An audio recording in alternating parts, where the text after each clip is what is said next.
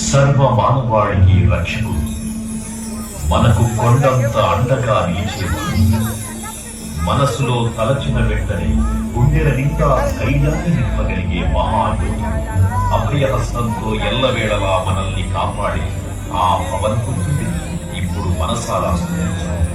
శ్రీ పంచముఖ ఆంజనేయ స్వామిగా అవతారమెత్తిన కథని దృశ్య రూపంలో తిలకిద్దాం రండి.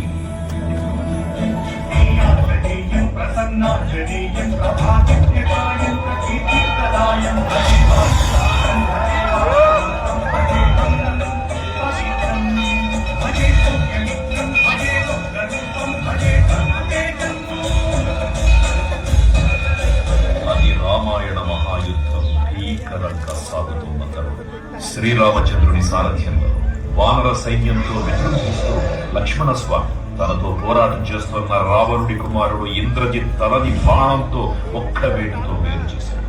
ఇంద్రజిత్ మరణిన రావణుడు ఆవేశంతో ప్రతీకారం కోసం పాతాళ లోకాధిపతి తన సోదరుడు అయినటువంటి మహిరావణుడి సహకారం కోరాడు.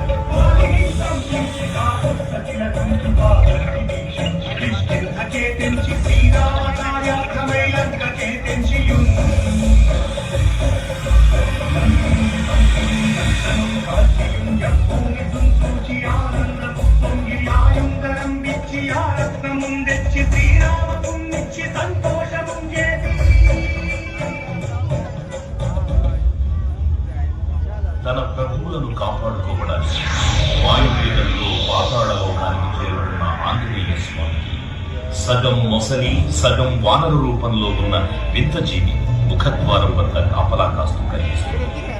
ఆ జీవి మకరధ్వజుడు అనే తన పుత్రుడని, మహాసముద్రాన్ని దాటుతుందని నీటిలో పడ్డ వేదవిందు ఒక మొసలి గ్రహించడం వల్ల జన్మించాడని తెలుసుకొని ఆశ్చర్యపోతారు హనుమంతుడు.